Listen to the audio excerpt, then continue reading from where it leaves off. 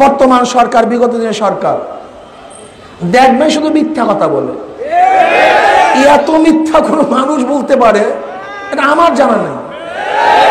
মিথ্যা তো সীমা থাকা চাই, এত মিথ্যা মানুষ বলতে পারে।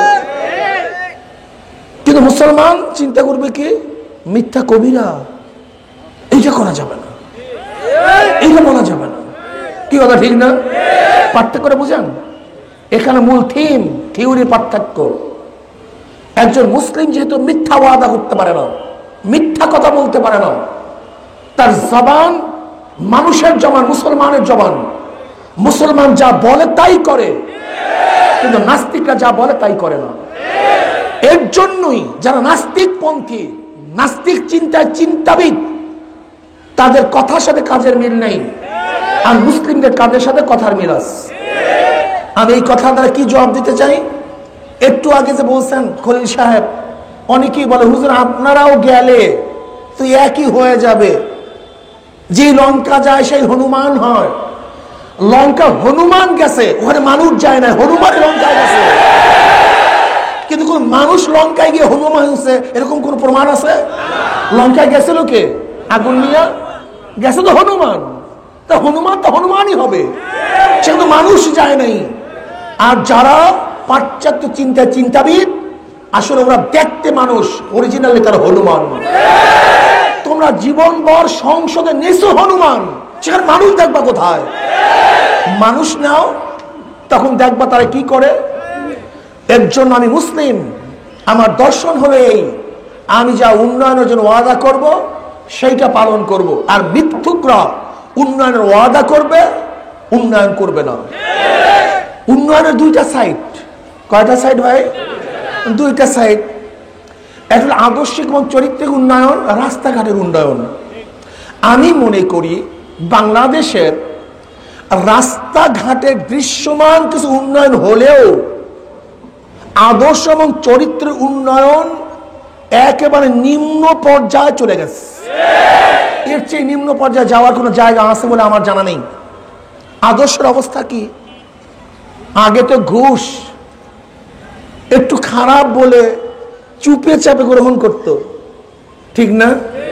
এখন ঘুষ কি হয়ে গেছে? ওপেন হয়ে গেছে। এই চরিত্রের একেবারে অবনতি।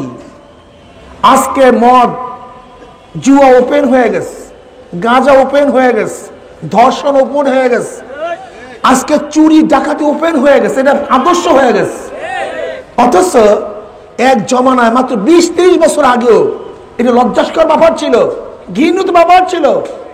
বর্তমান জমানায় আদর্শিক যে অবনতি হয়েছে, আল্লাহ না করুক এই অবনতি যদি হয়েই যায়, একদিন এদেশে কুত্তা, শিয়াল, শুয়ার হাঁটবে, কোনো মানুষ থাকবে না, মানুষ থাকতে পারে না। আপনি কি দেখেছেন বর্তমান জমানার অবস্থাটা কি? জিরো টলারেন্স ঘোষণা করছে, মাদকের বিরুদ্ধে আন্দোলন শুরু করছে, বহুত মানুষ জীবন দিয়েছে, তাদেরকে হত্যা করা হয়েছে। ক্রস ফায়ারে কি করা হয়েছে? হত্যা করা হয়েছে। হত্যা, নির্বিচারে ক্রস ফায়ার দেওয়া, এটা গোটা দুনিয়ার ল, চাই আমেরিকান ল হোক, ব্রিটিশ ল হোক, রাশিয়ান ল হোক, চাই ইসলামিক ল হোক, বিনা বিচারে হত্যা করা, এটা গোটা দুনিয়ার বিচার এইটাকে মেনে নিতে পারে না। অবৈধ সম্পূর্ণ।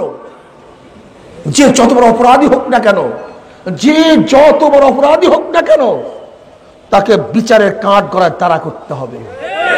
তার সাক্ষীর দরকার, প্রমাণের দরকার, তারপর তাকে বিচার করতে হবে। বিনা বিচারে হত্যার ইতিহাস গোটা দুনিয়ার মধ্যে নাই, একমাত্র বাংলাদেশ স্থাপন করেছে। আমি প্রশ্ন করতে চাই, তুমি যদি না থাকো এই বিল্ডিং দিয়ে কি হবে? তুমি যদি না থাকো রাস্তা দিয়ে কি হবে? তুমি যদি না থাকো এই ব্রিজ দিয়ে কি হবে? যদি আমার জান মালে নিরাপত্তাই না থাকে, গোটা বাংলাদেশের স্বর্ণ দিয়ে সাজানো হয়, গোটা বিল্ডিং গুলি যদি পাথর দিয়ে, দামি দামি ইয়াকুত পাথর দিয়ে নির্মাণ করা হয়, আমার লাভ কি? আমার দরকারটাকে আমিই তো নাই। এইগুলি দিয়ে কি হবে? আজকে কেউ বিশ্বাস করতে পারেন আপনার জানি নিরাপদ আছে, আপনার মালে নিরাপদ আছে, আপনার ইজ্জাতি নিরাপদ আছে? কিসের উন্নয়ন দেখছেন আপনারা? মাথার মধ্যে ঘিলু নাই? আপনি আপনার ছেলের যদি নিরাপদ না থাকে, আপনার মেয়ের যদি নিরাপত্তা না থাকে, আপনার নিজের জীবনে যদি নিরাপত্তা না থাকে, তাহলে কিসের রাস্তা, কিসের ঘাট, কিসের পোল, কিসের ব্রিজ, কিসের উন্নয়ন? লাথিমার উন্নয়নের উপরে আদর্শ চরিত্র উন্নয়ন করে।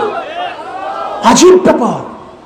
আজকে টাকা নিয়ে বের হবেন, ঘরে ফিরতে পারবেন কি পারবেন না গ্যারান্টি নাই। আজকে আপনার মেয়ে স্কুলে গেছে, ইজ্জত নিয়ে ফিরতে পারবে কি পারবে না তার কোনো গ্যারান্টি নাই। কিসের উন্নয়নের দাবি করতেছেন আপনি? আমি বর্তমান সরকারকে বলতে চাই, আপনি তো আপনার আস্থা রাখেন না, তাহলে জনগণ আস্থা রাখবে কিভাবে? আপনি বারবার বলতেছেন উন্নয়ন করেছি, উন্নয়ন ধারাবাহিক রক্ষা করতে চাই। যদি আপনি উন্নয়ন করেই থাকেন, তাহলে আপনি স্বচ্ছ ভোট দিতে ভয় পান কেন?